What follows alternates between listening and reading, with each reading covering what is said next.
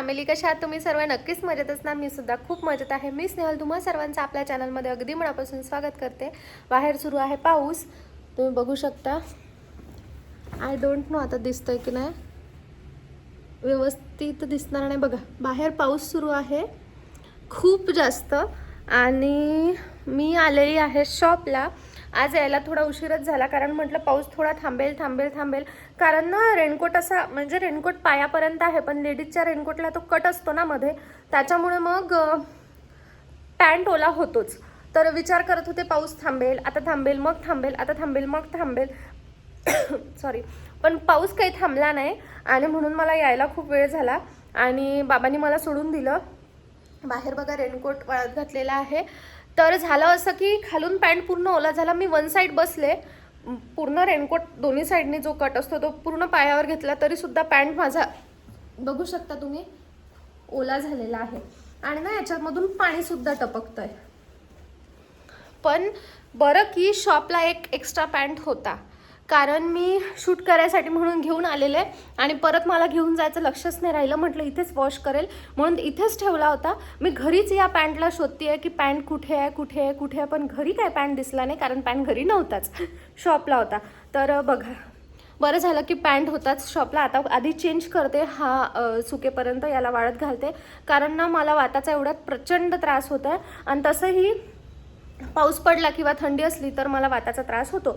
आणि त्या तिथे टाईल्स, आता मी स्लीपर यूज करत नव्हती आतमध्ये म्हणजे शॉपमध्ये, पण बघू शकता तुम्ही टाईल्स आहे, त्याच्यामुळे होतंय असं की रात्रीला ना मला टाचा प्रचंड दुखतात. म्हणजे हे पाय काय माहिती खूप जास्त दुखतात आहे आणि वाताचा त्रास होतोय.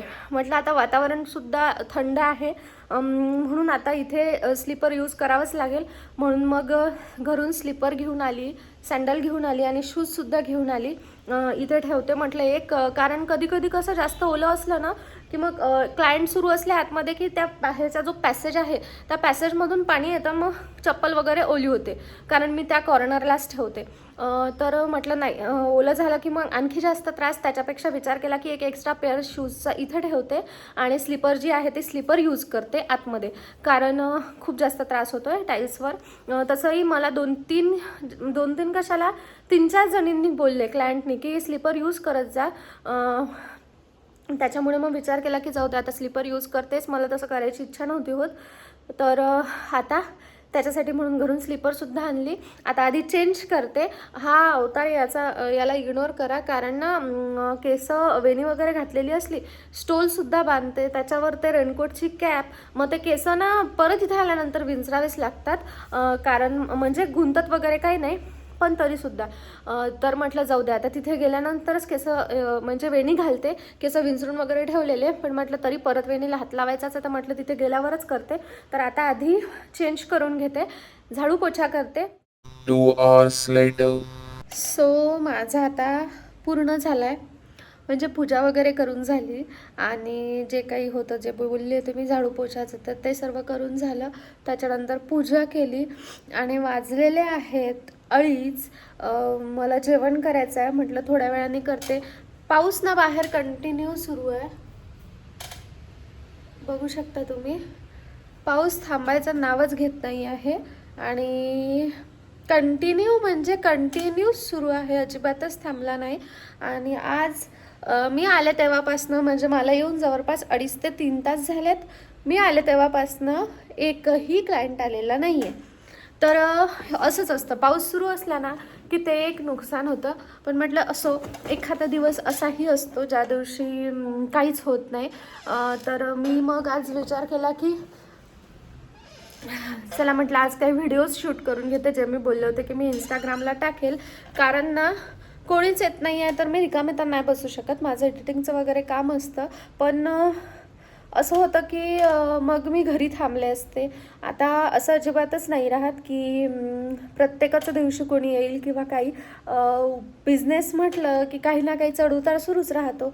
तर आज असं होतं आहे की प्रिशू असती तर प्रिशूसोबत छान मस्ती केली असती, पण प्रिशू घरी आहे, पावसामुळे मी तिला घेऊन येऊ नाही शकली आणि रोज रोज तर मी तिला आणूच शकत नाही.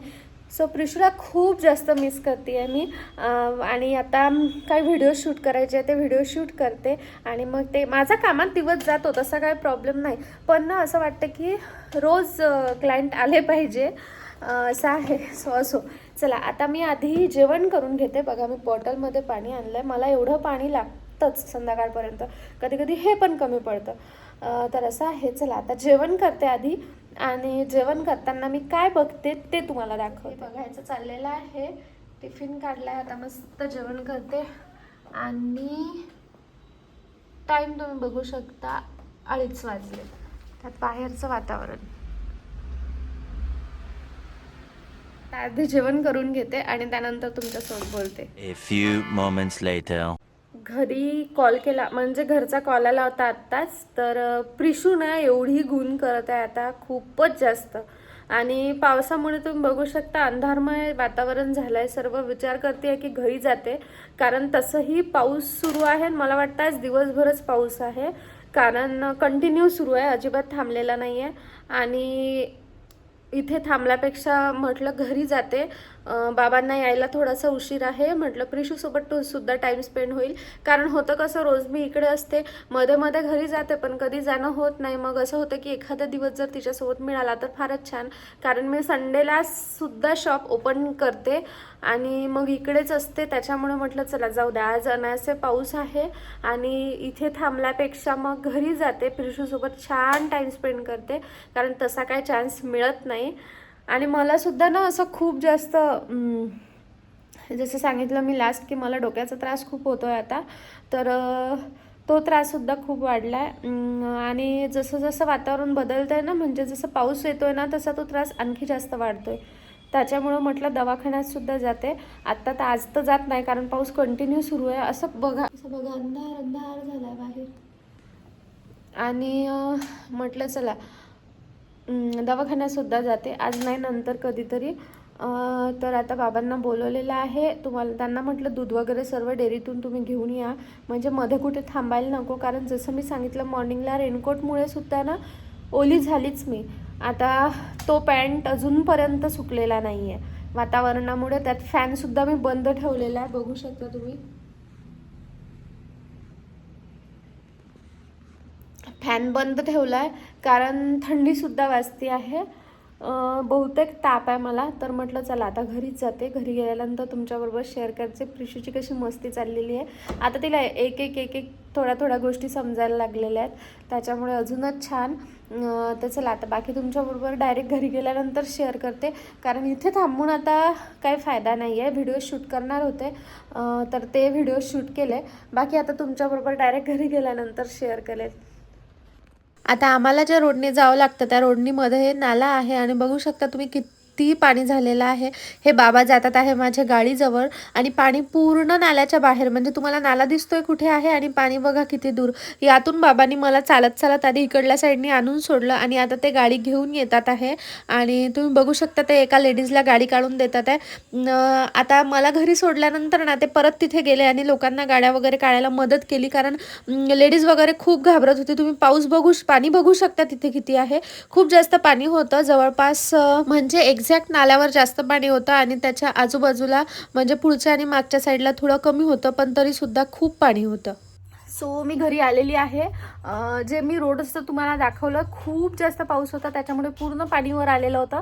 त्यातून मी चालत चालत आधी आली आणि मग बाबांनी गाडी लोटत आणली आणि असं करून आम्ही घरी आलो. प्रिशूचं खेळायचं चाललेलं आहे. आज एक आम्ही छानसा पदार्थ तयार करणार आहोत, त्याची पूर्ण रेसिपी तुमच्याबरोबर शेअर करते. सो व्हिडिओला बघत राहा. आधी प्रिशूची मस्ती बघा. ये म्हण सर्वांना हॅलो म्हण ना. हॅलो नाही म्हणत, हॅलो नाही म्हणते. आमच्या चॅनलला सबस्क्राईब करा. नाही म्हणते आई. आमच्या चॅनलला सबस्क्राईब करा. पैसे कसे भिडन मग? पैसे नाही पाहिजे का तुला? उठ.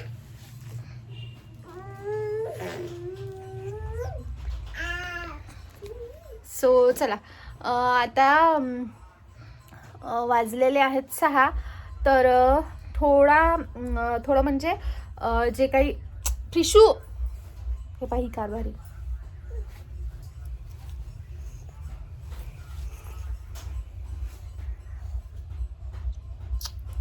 सो चला मी तुमच्याबरोबर रेसिपी शेअर करते. खूप टेस्टी असा पदार्थ होतो, तुम्ही नक्कीच ट्राय करून बघा. आणि पूर्ण झाल्यानंतर तुम्हाला मी त्याचं नाव सांगते, कारण त्याचं नाव मला सुद्धा माहिती नाही, पण खूप छान असा पदार्थ होतो. थांब ना, काय नाव असेल त्याचं? धिरडेच असेल, धिरडेच असतील बहुतेक, पण खूप टेस्टी होतात. रव्याचे आहे, उत्तप्प्यासारखे होतात, पण खूप छान होतात. मी त्याची पूर्ण रेसिपी शेअर करते. आणि चला आता आपण नंतर बोलूया. बाय, आत्तासाठी बाय.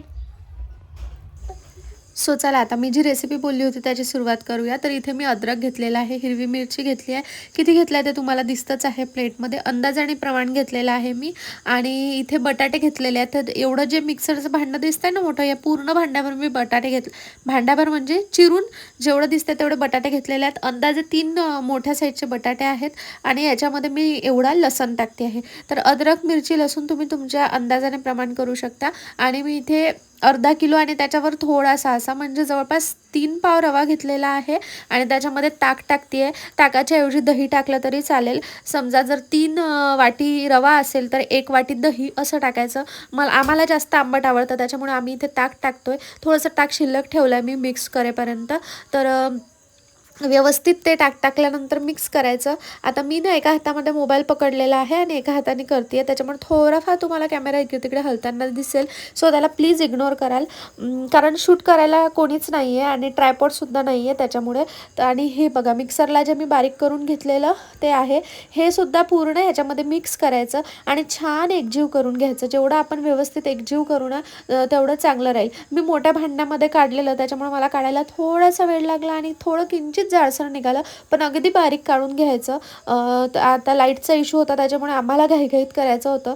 तर बघा मी याची कन्सिस्टन्सी सध्या तुम्हाला घट्ट दिसत असेल, पण याला अगदी पातळ करायचं. अगदी म्हणजे एवढं जास्त पातळ नाही करायचं, मी जसं दाखवते आहे तसं करायचं. आणि त्यानंतर याला रेस्ट करायसाठी ठेवायचं 10 ते 15 मिनटासाठी. अगदी घाईच्या वेळेस जर बनवत असाल तर नाही रेस्ट करायला ठेवलं तरी चालेल, पण रवा फुलल्यानंतर ना खूप जास्त टेस्टी लागतं. त्यानंतर मी इथे 2 मोठे चम्मच तेल घेतलेलं आहे. त्याच्यामध्ये जिरं मोहरी टाकलेलं आहे आणि ते कडकडीत तेल यामध्ये टाकलं आहे. आणि आता टाकत आहे तिखट. तर हिरवी मिरची मी तिखटच घेतलेली, त्याच्यामुळे तिखटाचं प्रमाण थोडं बेतानीच घेते आहे. इथे मी 2 मोठे चम्मच तिखट घेतलेलं आहे, कारण तुम्ही बघू शकता मिश्रण माझं जवळपास अर्धा कुकरच्या वर आहे.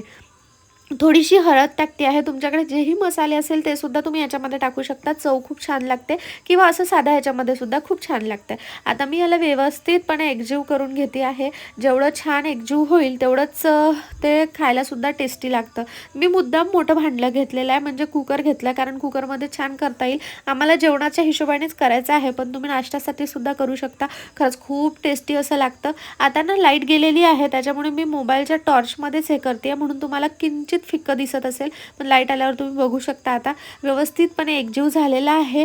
इकडे मी तेल सुद्धा काढलं आहे आणि तव्याला तेल लावून घेतलेलं आहे आणि तवा तपायसाठी ठेवलेला आहे. कन्सिस्टन्सी तुम्ही तुमच्या मनाने घेऊ शकता. अगदी आपण डोस्यासारखे सुद्धा करू शकतो किंवा लोणी स्पंज डोस्यासारखे सुद्धा करू शकतो, पण हे ना जाडसरच असतं. आता याच्यामध्ये मी चवीपुरतं मीठ टाकलेलं आहे, ते सुद्धा एकजीव करून घेते आहे. आणि त्यानंतर टाकते आहे सोडा. तर सोड्याचं प्रमाण एकदम जास्त नाही ठेवायचं. सोडा टाकल्याने छान फुलतात आणि खूप टेस्टीसुद्धा लागतात, त्याच्यामुळे इथे सोडा टाकलेला आहे मी. आता माझं मिश्रण जास्त होतं त्याच्यामुळे मी सोडा जास्त टाकते आहे. तुम्ही जर कमी मिश्रणासाठी घेत असाल तर सोडा अगदी थोडासाच टाकायचा. आता मी हे सर्व आजच रात्री करून घेणार आहे, उद्यासाठी ठेवणार नाही, त्याच्यामुळे मला ते बळ्या मी पूर्ण मिश्रणमध्ये सोडा टाकून घेतला आहे.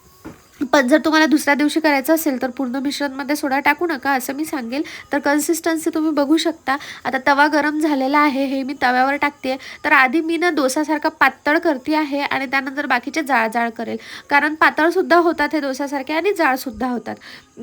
तर हे मी पूर्ण पसरवून घेतलं आणि नेमकं झालं असं की हे झाकून ठेवायचं आणि वरची साईड कोरडी होईपर्यंत याला छान करून घ्यायचं. कसं झालं सांग? एक नंबर. टेस्टी? हो. आंबट, गोड, तिखट, आंबट. छान झालं ना? दाखव. सर्व व्यवस्थित आहे. थँक्यू. तर एकीकडे तिचं गरम गरम खायचं सुरू आहे. हे गरम गरमच छान लागतात आणि इथे मी झाकून ठेवलेलं आहे. आपण मिश्रण तव्यात टाकल्यानंतर झाकून ठेवायचं वरची साईड कोरडी होईपर्यंत, आणि वरची साईड कोरडी झाली की त्याला पलटून घ्यायचं आणि दोन्ही साईडनी भाजायचं. ती आपापली चॉईस आहे, त्याच्यामुळे मग मी ते काही सांगितलं नाही, पण दोन्ही साईडनी भाजून सुद्धा छान लागतात. आता हे माझं झालेलं आहे. एकीकडे करणं सुरू आहे आणि एकीकडे गरम गरम असं खाणं सुरू आहे. आता लाईट गेल्यामुळे ना मी बाकी कोणाच्याच रिॲक्शन काही घेऊ शकले नाही. झालं पूर्ण करून. ॲक्च्युली झालं असं की लाईट गेली होती, कारण पाऊस आज पूर्ण दिवसभरापासून सुरूच आहे, त्याच्यामुळे लाईट गेली होती. तर लाईट गेल्यामुळे झालं असं की मी काही शूट नाही करू शकले आणि काही दाखवूसुद्धा नाही शकले. मग लाईट आल्यानंतर असं झालं की आमचं पूर्ण बनवून झालेलं होतं, म्हणजे जेवढं झालं मी तेवढं शूट केलं. पूर्ण त्याची रेसिपी जी आहे ती परत मी तुमच्याबरोबर नंतर एकदा व्यवस्थित शेअर करेल, कारण ना मी छान प्लॅन केलेला. आता पुढेच कूलर सुरू आहे कारण गरमी खूप जास्त होत आहे, तर त्याच्यामुळे त्याला बंद नाही करू शकत. माझ्या ड्रेसवर पूर्ण सांडलं, त्याच्यामुळे मग मला ड्रेससुद्धा चेंज करावा लागला, तेही अंधारातच करावं लागलं. लाईटमुळे, पावसामुळे लाईटचा आणि लाईटमुळे मग असा बाकी सर्व खूप जास्त इश्यू होतो. असं सावरासावर चाललेली आहे झोपायसाठी, म्हणून म्हटलं व्हिडिओ एंड करून घेते, नाही तर मग राहूनच जातो. तर माझी इच्छा खूप होती की पूर्ण रेसिपी शेअर करायची, पण ना जेव्हाही मी प्लॅन करते ना तेव्हा असतंच काही ना काहीतरी गोड होतो. आज पावसामुळे लाईटचा इश्यू झाला, पण मी नंतर एखाद्या वेळेस डिटेल रेसिपी शेअर करेल, कारण ना खरंच खूप टेस्टी होतात आणि आम्हाला सर्वांना खूप जास्त आवडलं. बाबांचं तर असं होतं की उद्यासाठी ठेव, मी उद्या सकाळीसुद्धा खाईल, पण त्याच्यामध्ये सोडा टाकलेला असतो, त्याच्यामुळे मग आपण त्याला तसं नाही ठेवू शकतो. पण ना खरंच खूप म्हणजे खूप जास्त टेस्टी झालेलं. तर चला आता झोपायची तयारी करायची, खूप जास्त दमल्यासारखं झालं, उद्या परत शॉपला सुद्धा जायचं आहे. तर चला या व्हिडिओला इथेच एंड करते. तुम्हाला हा व्हिडिओ कसा वाटला ते मला कमेंट सेक्शनमध्ये नक्की सांगा. भेटूया नेक्स्ट व्हिडिओमध्ये, तोपर्यंत bye bye, take care and thanks for watching my video. बघा रात्र झाली आणि या कारभारीचं काय चाललंय. आईच्या पोटावर जाऊन झोपली, कधी आईच्या कधी माझ्या अशा दोघींच्या पोटावर येते ती. मी विचार करते आज तिला त्या दोघींपैकीच कोणाकडे तरी झोपावं, कारण मला अजिबात बरं नाही आहे, पण बघूया कसं काय होतंय. तर सो गुड नाईट.